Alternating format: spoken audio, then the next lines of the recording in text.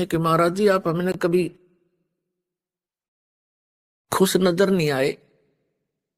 आप ऐसे रहते हो जैसे आपका कोई चीज गुम हो गई हो, मायूस रहते हैं। तो नानक जी ने कहा कि ना जाने काल की कर डारे और किस विध डल जा पास आवे, और जिन आते सरते मौत खुड़क दी उन्हां केड़ा हासा है। कहा करते महात्मा कि तुमने ज्ञान कौन बालको, हमें अपनी मौत दिखाई देती है। 1 मिनट में 1 सेकंड में ना जाने काल के बिजली गिर दे किस क्षेत्र में डाल दे। सामने ठीक ठाक सोए थे, उड़ीसा में एक बार साइक्लोन आया था, ये बहुत जबरदस्त।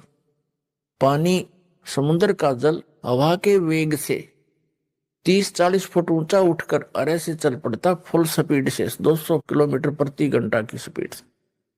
और वो इतना प्रेशर से चलता है, जिस क्षेत्र में से गुजरता है उनके मकान मुकोन सबको तहस नहस कर, और जो जितने भी उसके अंदर होते हैं सभी पानी में डूबकर मर जाते हैं। उनको कहीं इधर उधर जाने का समय नहीं मिलता। और वो सभी इसी तरह लगे हुए थे जैसे शेष बचे हुए लग रहे हैं, ये कर दूंगा, वो कर दूंगा, फलाना कर दूंगा, उस पे ऐसे कर दूंगा, ये कोठी बनाऊंगा। जो बनाना था वो प्रारंभ भी नहीं कर पाते। ये करना था जो भक्ति करो, परमात्मा ने याद रखो, और समर्थ की शरण में आने से ये आपदाएं भी टला करती हैं। तो क्या बताते हैं, ना जाने काल की कर डारे किस विध डल जा पास आवे, और जिनाते सरते मौत खुड़क दी उन्हां केड़ा हासावे। हमने तो भाई अपनी मौत दिखाई देती है, और ना जाने यहाँ क्या बिजली गिर जा, और इसलिए सावधानी बरत रहे हैं। और गति ना हो जाए, फिर काल के जाल में फंसे रह जाए। फिर भक्तों ने पूछा क्या आप सदा ऐसे रहते हो, क्या आपको कभी खुशी नहीं होती? संतों की जो खुशी है वो आत्मिक होती है, ऊपर लोग दिखावा नहीं होता। नानक साहब जी कहते हैं, साध मिले साढ़ा साधी होंदी और विछड़ जाए दिलगिरी वे, अख दे नानक सुनो जहाना मुश्किल हाल फकीरी वे। जब मुझे मेरे भक्त, मेरे साध संगत आती है, सत्संग होता है, तो मेरी खुशी का ठिकाना नहीं होता। लेकिन वो दांदरे काट कर नहीं, अंदर से खुशी होती है। साध मिले साढ़ा साधी होंदी और विछड़ जाए दिलगिरी वे, और जब ये चले जाते हैं भक्त तब मुझे दिलगिरी होती है और चिंता सताने लग जाती है। किस चीज की? कि इनको मुश्किल से मैंने लाइन पर लाया है, विकारों से रहित किया है, उस परमात्मा को सतलोक में जाकर के देखा है, उससे प्राप्त ज्ञान के आधार से मैं इनको ज्ञान दे रहा हूं। क्योंकि आदरणीय नानक देव साहिब जी पहले हिंदू धर्म में जन्मे थे, श्री राम कृष्ण के कट्टर पुजारी थे, और ब्रजलाल पांडे के पास वो गीता पढ़ा करते थे, उनसे दीक्षा ले रखी थी। जब परमात्मा आए उनको सतलोक लेकर गए, सचखंड बेई नदी से एक साधु रूप में आए थे, जिंदा महात्मा के रूप में, परम अक्षर पुरुष सतपुरुष, और उनको साथ लेकर सतलोक गए सचखंड, फिर वापस छोड़ा था। 3 दिन तक वो अचेत कहीं गुप्त रखे थे, उनका शरीर आत्मा को लेकर गए थे। तो उन्होंने आकर जो भी उस मालिक से वार्ता हुई, जो भी उनका आदेश था कि ऐसे ऐसे इन पुण्यात्माओं को आप भक्ति मार्ग पर लाओ, मेरा ज्ञान बताओ, और इनको केवल इतना ही अभी स्टार्ट करना, जैसे पहली कक्षा के बालक को वो ABCD ही सिखाई जाती है, ए आ ईड़ा उड़ा ये सिखाए जाते हैं, इसे आगे वो ग्रहण भी नहीं कर सकता। तो उस समय भगत समाज की ये स्थिति थी कि एकदम एक समाज से हटकर अलग से कोई क्रिया करना कोई बालकों का खेल नहीं होता। पूरा हिंदू समाज विरोधी बन गया, वो पांडे भी विरोधी हो गए, खुद पिता भी कालू राम मेहता जी भी विरोधी हो गए उन नकली गुरुओं के बहकाने सिखाने से कि ये तो ब्रह्मा विष्णु महेश को भी नहीं मानता, ये तो शंकर जी की पूजा भी नहीं मानता, ये तो इससे ऊपर भगवान बताता है, नास्तिक पैदा हो गया। लेकिन उन्होंने परवाह नहीं करी, आंखों देख रहे, कौन माने उनको तुरुआ की बता। फिर जिसने आंखों देखा भगवान को। तो इसलिए वेदों में वर्णित है कि वो सतपुरुष स्वयं आता है यहाँ, अपने अच्छी आत्मा को मिलता, जो दृढ़ भक्त होते हैं उनको अपने से परिचित कराता है, उनको उपदेश देता है।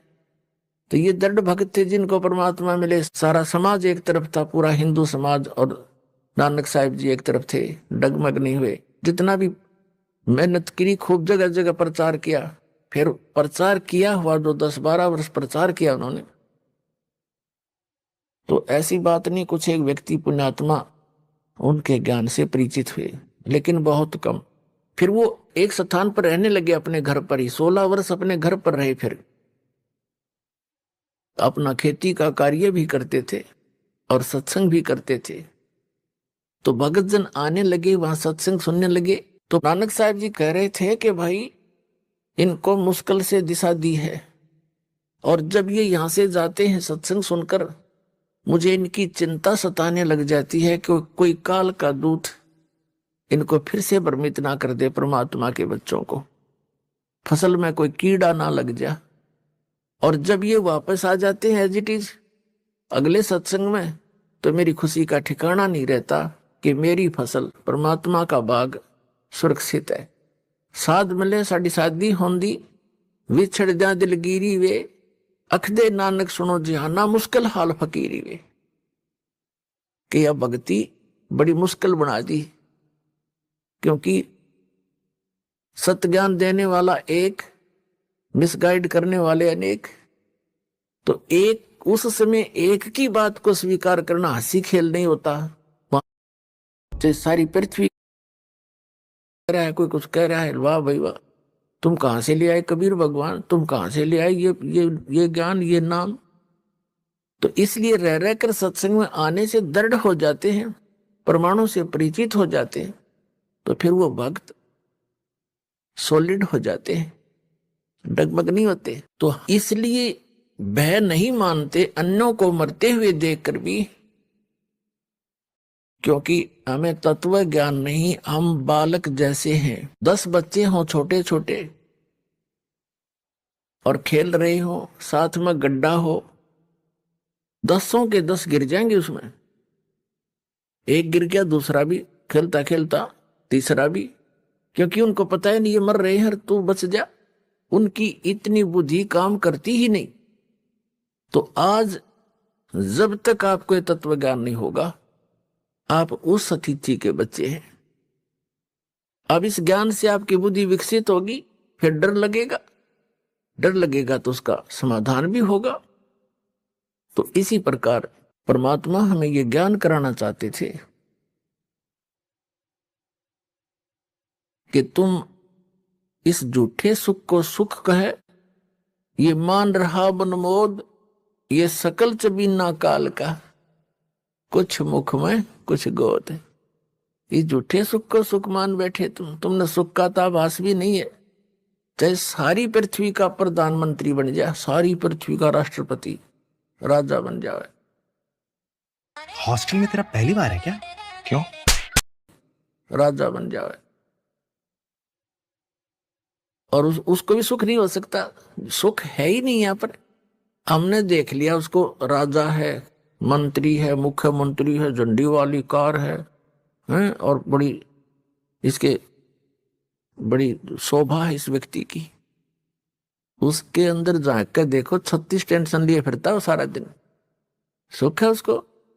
यहाँ सुख है ही नहीं। सुख होगा कैसे? नमक के बोरे में और बूरा का, खांड का, चीनी का टेस्ट कोई खोज रहा है तो खोजता रहे, उसमें है ही नहीं वो टेस्ट।